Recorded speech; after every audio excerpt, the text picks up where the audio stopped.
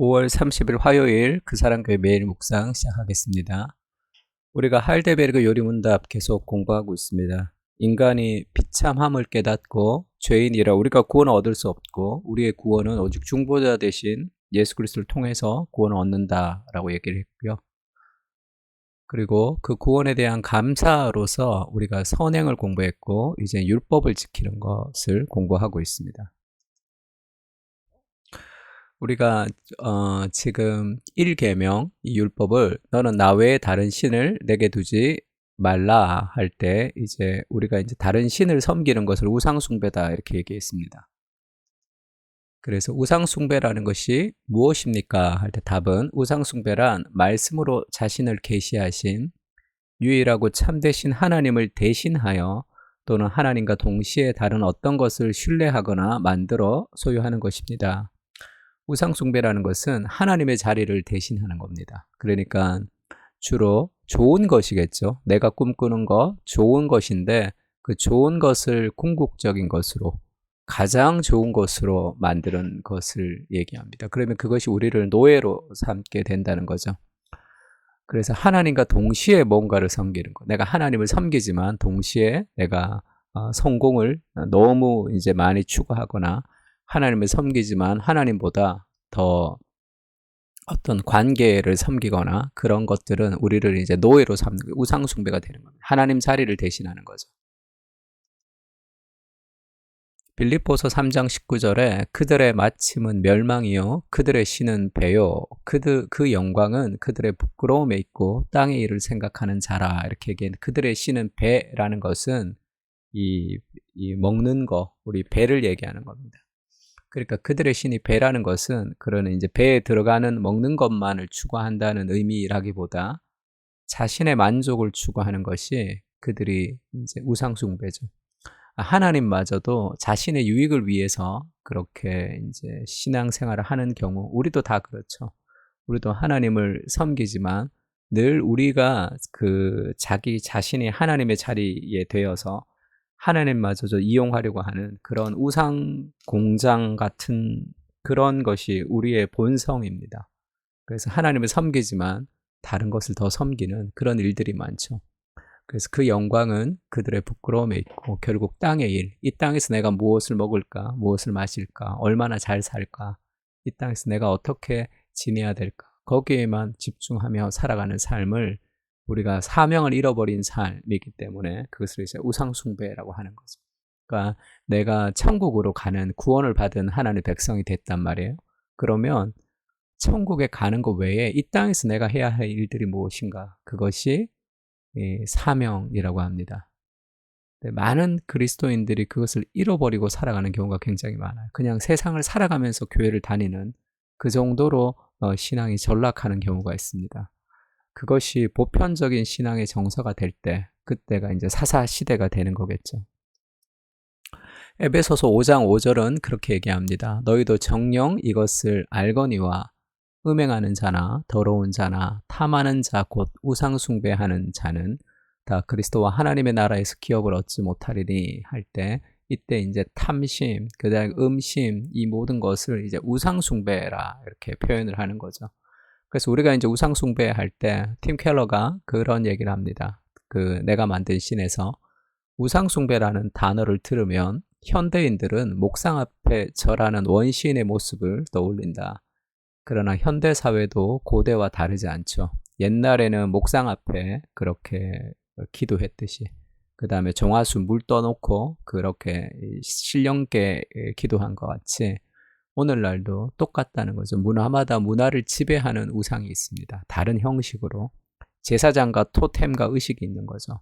오늘날은 사무실이라는 신전에서 헬스장이라는 신전은 왜 그렇죠? 미모, 자신의 외모 그것을 우상으로 삼는 거죠. 그래서 늙으면 굉장히 힘들어하는 사람들도 있습니다.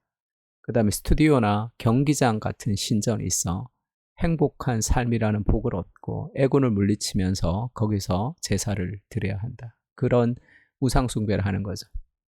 미모와 권력과 돈과 성취의 신이란 바로 우리 개개인의 삶과 사회 전반에서 신적 위치를 점한 것이 아니고 무엇이겠는가. 내가 좋아하는 것 필요합니다. 취미도 필요하고 그렇죠. 그것을 너무 좋아할 때 그것이 우리를 노예로 삼는 거예요. 결혼도 마찬가지입니다. 결혼은 중요하지만 가장 중요한 것이 아니다라는 것을 알아야 돼요. 그래야지 결혼 생활에서 우리가 모든 것을 만족하지 못하더라도 그 결혼 생활을 끌고 갈 수 있는 힘을 우리가 은혜 가운데 공급을 받을 수 있는 거예요. 결혼하지 못한 사람도 마찬가지입니다. 내가 결혼하지 못한 것이 사랑받지 못하는 것이라고 그렇게 생각하고 무언가 인생에 실패한 듯하게 생각하고 살아가는 것도 그것도 결혼이라는 것을 가장 높은 곳에 둔 거죠. 그렇지가 않고 하나님을 가장 사랑할 때 나머지 것들을 다 우리가 그 얼라이먼트, 다 질서 가운데 우리가 누릴 수 있습니다. 하나님이 아닌 것을 하나님의 자리에 두면 그것이 우리를 노예로 삼지만 하나님을 가장 사랑할 때 우리 삶은 자유로울 수 있는 거죠. 그래서 루터가 그런 얘기를 했습니다. 하나님을 가장 사랑하고 나머지를 네 마음대로 하라 이렇게 얘기했어요. 그것이 나머지 막 죄짓고 이렇게 할 수 있냐 그런 말이 아니라 하나님을 가장 사랑하면 우리는 죄에서 멀어지게 됩니다. 그리고 나머지를 다 즐길 수 있어요. 다 사용할 수 있습니다. 그래서 하나님을 가장 사랑하는 것이 인생의 가장 큰 복인 거예요. 그렇지 않을 때 우리의 삶은 그것의 노예가 됩니다. 그 결말이 어떻습니까? 참된 행복을 얻을 수가 없는 거예요. 그래서 그런 내 안의 우상들을 발견하고 회개하고 하나님을 가장 사랑할 수 있도록 하나님의 은혜를 간구해야 됩니다. 그래서 내 안에 있는 우상을 좀 발견하려면 내가 정말 소망하는 것이 무엇인지 그냥 뭐라 그럴까요?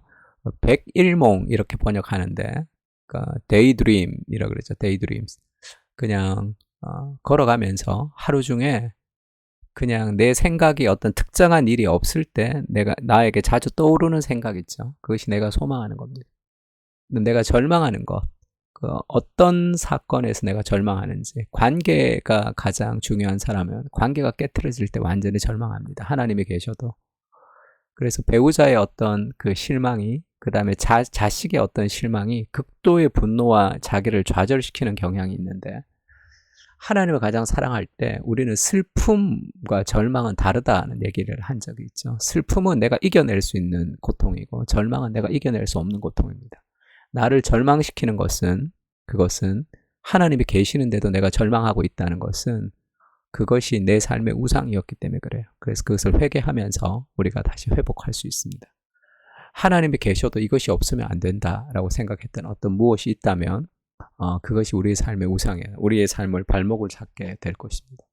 그러니까 복음 안에서 주는 자유라는 것은 하나님을 가장 사랑할 때 생기는 삶의 자유라고 할 수 있겠죠. 자, 우상 숭배란 무엇입니까? 말씀으로 자신을 계시하신 유일하고 참되신 하나님을 대신하는 거죠. 그럼 쉽게 얘기하면 우리가 하나님 말씀을 읽고 기도하는데 우리가 하루하루의 삶, 말씀 읽고 기도를 한다고 우상 숭배하지 않는 것은 아니지만 말씀을 읽고 기도하는 것을 대신하는 우리의 일상의 하루의 24시간 중에 삶이 있다면 그것이 곧 내 삶의 우상이겠죠. 그 시간을 우리가 하나님께 좀 드리는 것은 굉장히 중요합니다. 그걸 베이직 라이프라고 그러죠. 제가 목회를 하면서 요즘처럼 이렇게 바쁜 현대인들이 더 바빠지는 시대를 살아가는 것 같고 요즘처럼 말씀을 읽고 기도하는 것 자체를 이렇게 힘들어하는 시대는 처음인 것 같아요. 제가 뭐 청년부도 하고 여러 가지 사역을 쭉 했는데 말씀 읽고 기도하고 매일 말씀 읽고 매일 기도하는 사람들의 퍼센테이지가 이렇게까지 떨어지는 것을 본 적이 없습니다. 우리 교회뿐 아니에요. 다른 교회들도 다 그렇습니다.